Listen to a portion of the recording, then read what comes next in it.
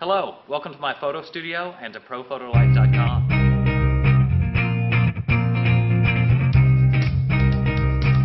In our last video, episode 13, we saw 3 different styles of portrait lighting using just one light.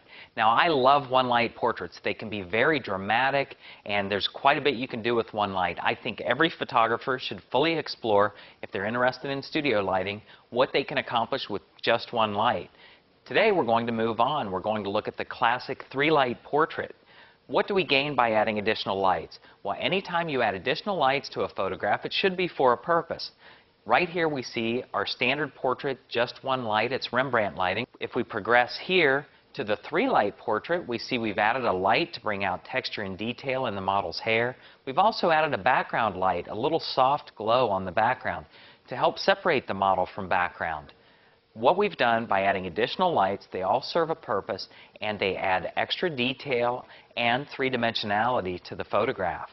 Now, this is a great opportunity for me to add just a general tip on improving your photography.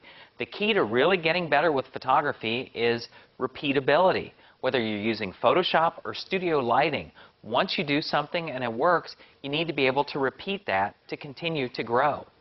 There are ways that we do this in the studio. You're going to see I move pretty quickly when I set up the lights for this video. One of the reasons I can do that is, yes, I've done this many times, but I also cheat a little bit. If we look at my feet, you'll see that there's a blue mark right where I want the model to stand or sit. I also have tape marks for where we set up our lights for a general setup like this. That's all because of repeatability. I've found a system that works really well, and it's important that I can repeat that. Okay, we're going to jump right into looking at the lighting and what each individual light does, the purpose that it serves. Let's build a classic 3-light portrait. In this video, we're going to look at the 3-light portrait setup that we use most often here at Daylight Photo.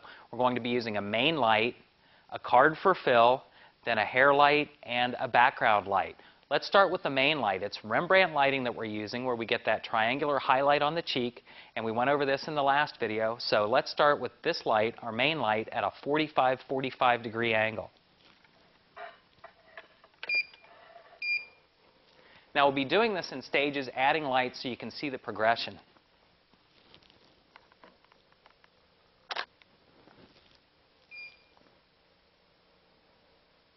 It looks great. Now let's add a fill card on the side. For this, I use a 5-in-1 flip reflector. I have the white side toward the model. It's zippered. The cover comes off. There's also the choice of silver, gold, or combination silver, gold, or shoot through.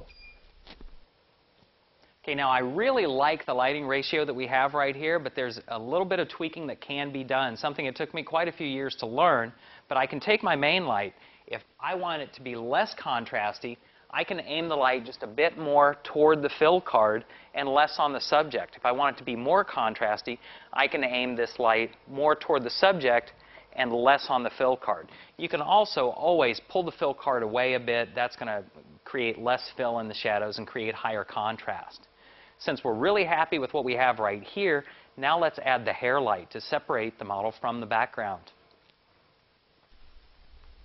Because we've set our main light up on the left-hand side, the model's right-hand side is falling in shadow. That's where we'll set the hair light up. The hair light goes on the opposite side of the main light. Good. Okay, now because I cheated a bit in advance, I already had the power set where I wanted it on the hair light. But keep in mind, if someone has lighter hair or darker hair, you may be varying the power output for more power or less power. Just do what looks best in the photograph. The very last thing we're going to do, again to create a little bit of separation between the model and the background, is to add a grid spotlight on the background.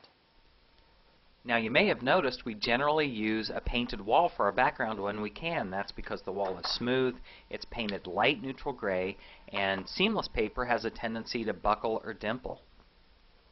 So those are our 3 lights. Here we go.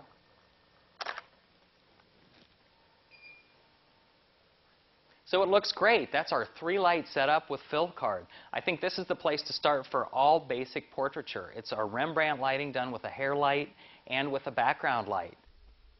So here we see the very beginning, our Rembrandt lighting with just one light at a 45 degree angle.